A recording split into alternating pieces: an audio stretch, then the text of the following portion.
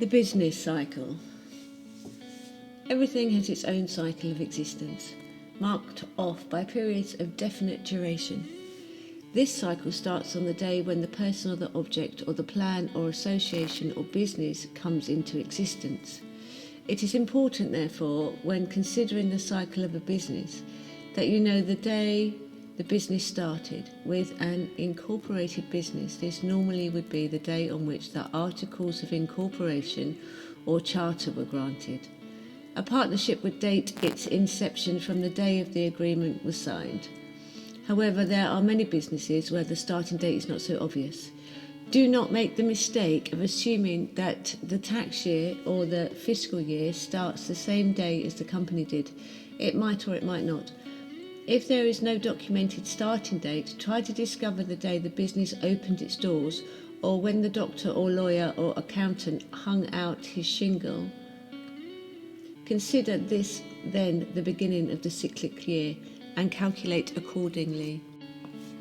In the case of a business that has changed hands or changed its name, the date on which the firm began to operate under the new name or with the new owners would then be the birthday of the business, regardless of how long it had been operating before that day. In some cases, the day on which a group of people might gather together and decide to start a business and actually assign control and duties to certain individuals will be the birthday and not the day on which the announcement was made to the public. As you can see, this point may require some thought and study. Business cycle, first period, date to date. Begin by marking the birthday of the business on a calendar and then checking off the dates, 52 days apart, that measure the 7 periods. During the first 52 days of each yearly business cycle, the business will find great success in promotion and advertising. It is an excellent time to build up sales and goodwill. This is the time to solicit endorsements from authorities or prominent people and concerns that will raise in favourable publicity and eventual sales increases. Contracts with government officials will go smoothly, and efforts to obtain favourable legislation or protective bills will receive thoughtful consideration. The direct aims of the business in this period should be to enhance its name, reputation and prestige. Business cycle, second period, date to date. During the second period of its yearly cycle, a business will find the best time to make changes in employees and their duties, temporary changes in location, modifications of business practice, or tentatively to try out new plans and propositions. On the other hand, it is a good time to enter into new agreements, to make any long-term plans, or to enter into contracts of any kind unless they are reduced to writing. Verbal agreements made are very likely to be ignored or changed at a later date. However, it is a good period to build up business friendships and to contact prospective customers or clients. Business cycle, third period, date to date. This is the best building period and the time when all growth factors should be pushed to the utmost. It is also a good time to collect and get money. However, it would be wise to avoid the courts or legal contention with business enemies. Although other legal matters having to do with positive growth and expansion will meet with favourable reaction and should be pushed. Watch out for accidents, disasters, troubles with competitors and enemies, or sudden explosions of wrath, enmity or hatred within the company and also outside, but still affecting it.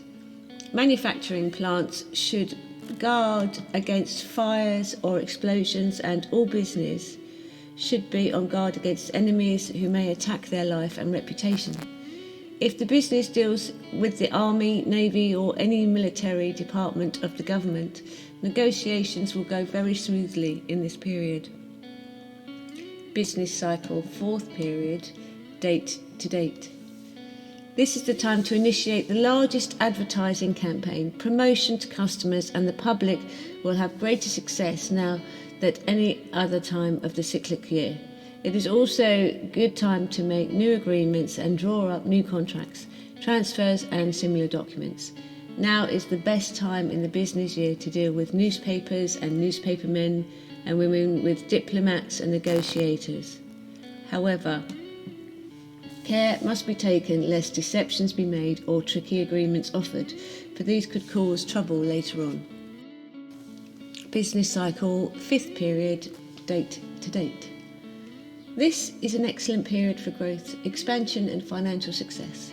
To seek out and make investments, to obtain credit or extend time in which payments are to be made. It is about the best period for selling and for delivering merchandise sold, from which good profits will result.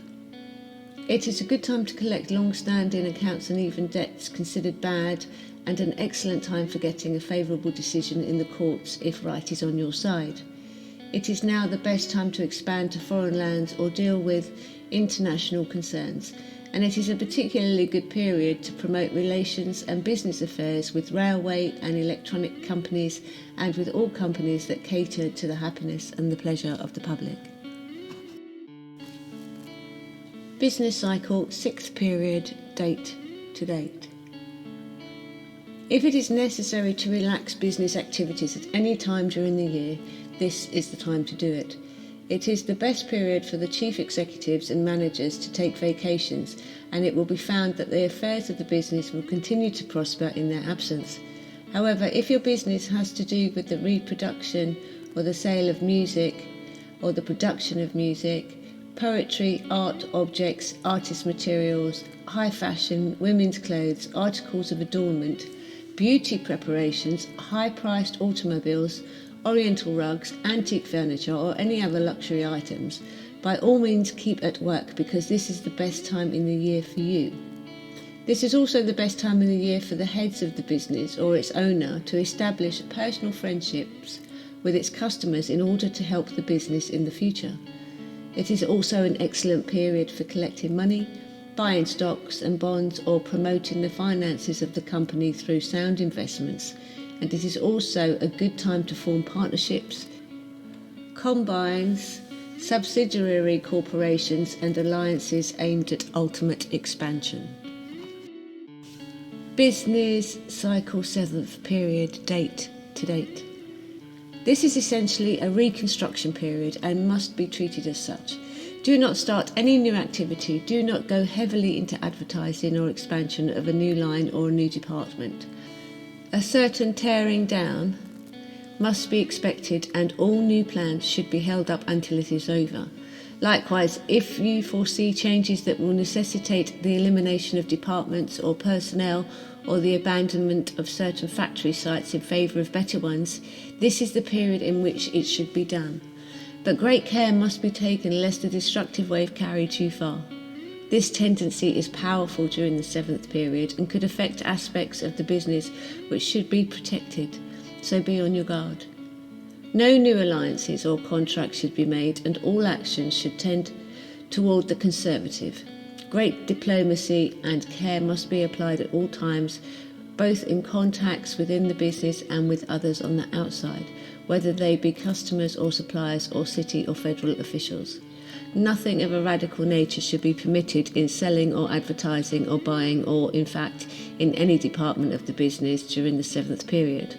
Caution and conservatism should govern every action.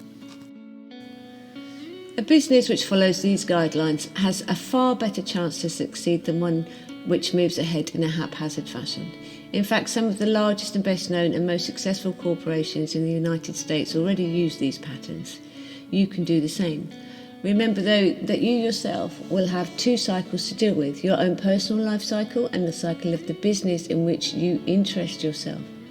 Of course, if your birthday and the birthday of the business should coincide, you have no problem. But when they do not, there will be overlapping and conflicts. In these cases, you must exercise judgment. When the influences oppose, they must be blended. So analyse them carefully before you act. Here are certain points that may help you.